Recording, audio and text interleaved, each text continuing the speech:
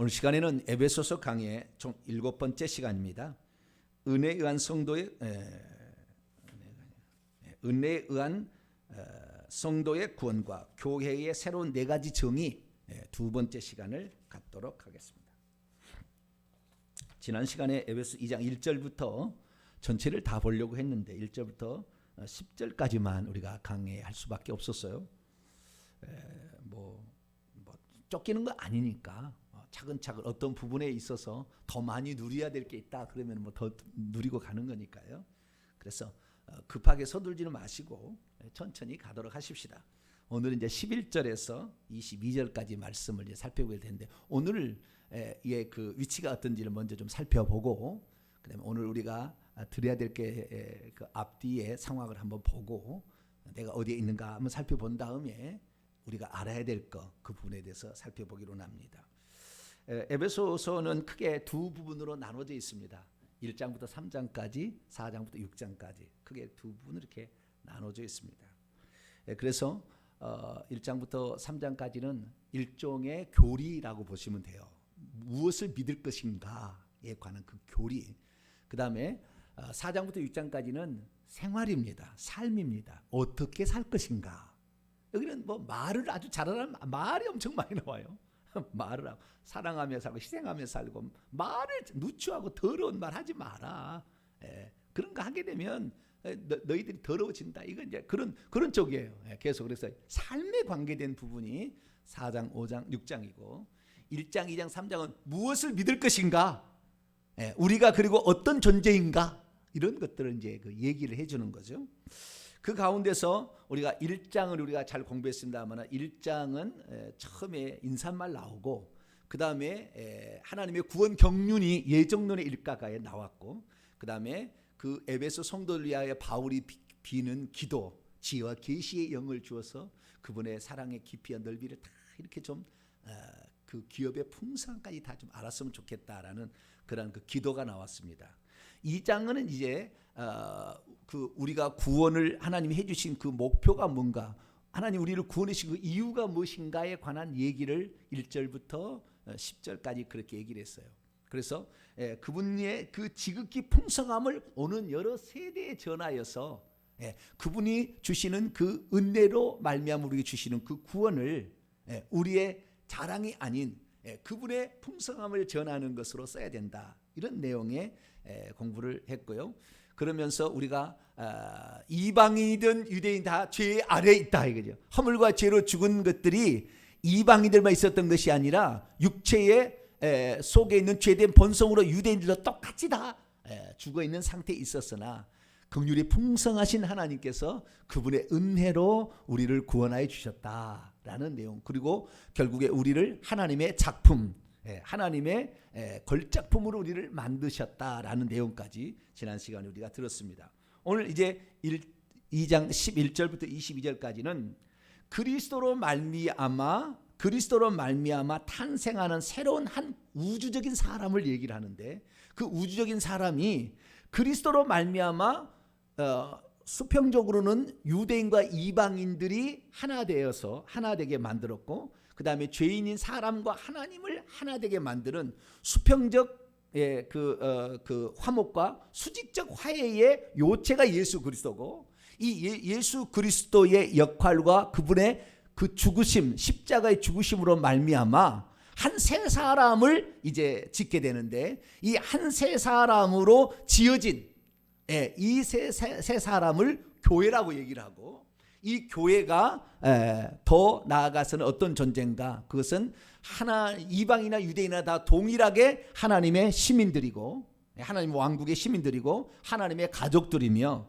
오늘날에 그 지어져가는 오늘도 자라는 유기체처럼 교회라는 것은 한 번 딱 성립돼서 끝나는 것이 아니라 그 교회가 그리스도가 머리가 되심에 이르기까지 계속해서 자라가는 하나님의 거하실 처소다. 그래서 이 그리스도가 자라갈 수 있도록 우리는 그분의 처소로서 그분께 자리를 잘 내드려야 된다라고 끝까지 얘기를 하는, 그래서 이 교회에 관한 정의가 나오는데 1장 21절에서는 교회는 그의 몸이다, 그리스도의 몸이다 나오는데 2장에 가서는 새 사람이다, 한 세 사람, 우주적인 한 세 사람이고 뿐만 아니라 하나님의 시민, 성도들과 동일한 시민이고 하나님의 가족이고 그다음에 하나님의 거처 처소다, 성전이다라는 요거까지에서 나오고요. 그래서 이 총 5개죠. 지금 5개. 오늘 4개의 교회론을 배우게 될 것이고요.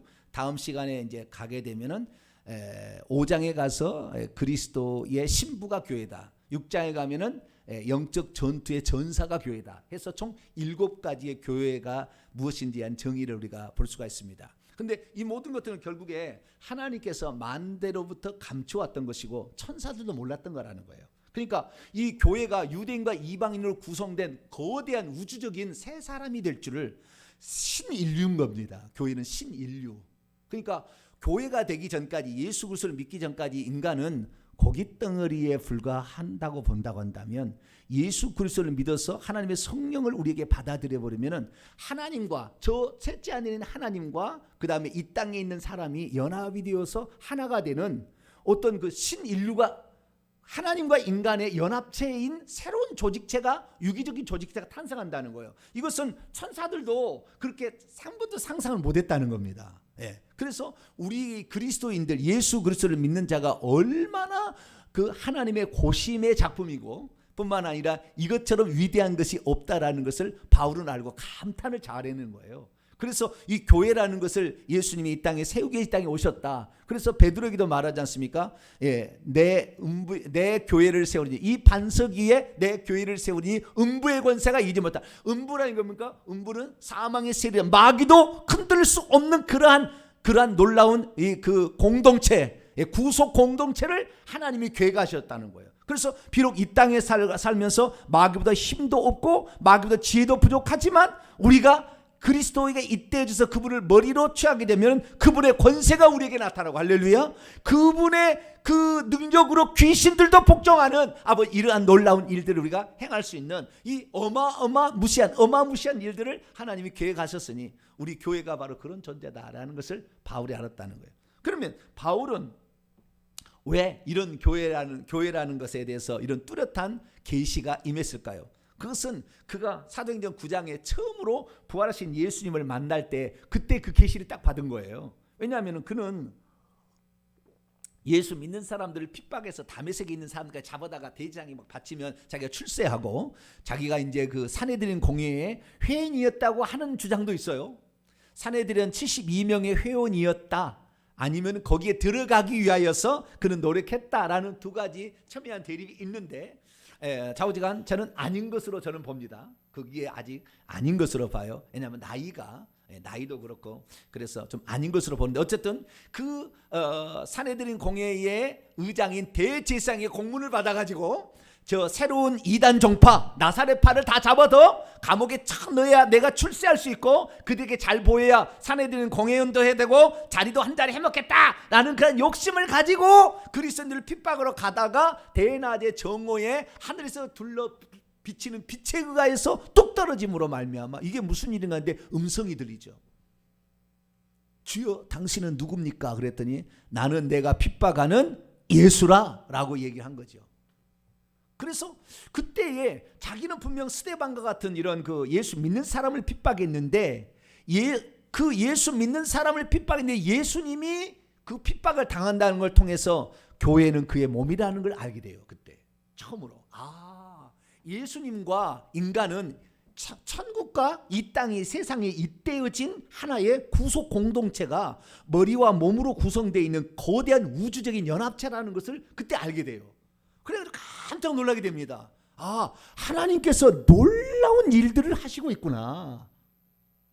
그래서 그때부터 교회에 관하여 그런 하나님이 이 목표를 위해서 하나님께서 지금까지 일을 추진해 왔고 모든 구속 공륜을 통하여서 차례대로 어떤 시대마다 그 뜻을 조금씩 얘기를 해서 결국에 완성된 작품으로서 이것을 나에게 내놓았구나라는 사실을 알게 된 거죠. 그래서 바울을 통하여 우리는 교회라는 것에 뚜렷한 시각을 얻게 되고, 교회는 단지 이 땅에 모여가지고 예배드리고 뭐 밥 먹고 이런 존재가 아니라 그리스도와 한 몸 된, 제가 좀 무식한 표현을 많이 쓰는데, 목을 자르다가 우리 인간은 목을 자르다가 그리스도에게 접을 붙여가지고 접을 붙였다. 말이 안 되는데, 식물은 되는데 말이죠. 그렇게 생각하시라 그죠. 그래서 우리의 옛사람은, 옛날 재짓기 좋아하는 옛사람 머리는 송두리째 날아가 버리고 그리스도로 접붙여졌다는 이 사고를 갖게 된 다음부터 사람은 좀 달라져요. 제가 예수 그리스도를 믿게 됐을 때 초창기는 잘 몰랐죠. 야, 예수만 믿으면 그분이 힘이면 된다고 했는데, 사실 우리의 머리가 그리스도가 되어버렸다는 사실에 대해서 저는 이해를 못했어요. 이걸 이해를 못했어요. 그래서 내가 있는 머리에다가 주님의 머리를 약간 더 내가 좀 갖다가 쓰면 되는 겠지 생각했는데, 그게 아니라 우리 옛사람은 이미 십자가에 못 박아 죽임을 당해버렸고, 그리스도가 우리에 와서 접을 붙여가지고 그리스도의 머리로 접붙임을 받은 새로운 신인류가 지금 탄생한 거였어요. 그러니까 그분의 지혜를 힘입고 그분의 머리를 힘입으면 지혜와 지식의 보화의 창고이신 그분으로 말미암아 마귀 이런 것들의 지혜는 아무것도 아닌 지혜고, 마귀가 가지고 있는 이런 권세와 능력은 아무것도 아닌 것이 되어버리는 그러한 것까지 올라갈 수 있다는 걸 나중에 알게 됐죠. 저와 여러분은 이 그리스도의 지혜를 힘입어 살게 되기를 축원하고, 그리스도의 권세와 능력을 누리며 사는 존재가 되기를 축원합니다. 그래서 우리가 이것들을 우리가 제대로 알게 될 때에, 아하, 교회라는 게 이런 거구나 라는 걸 알게 되는 거죠.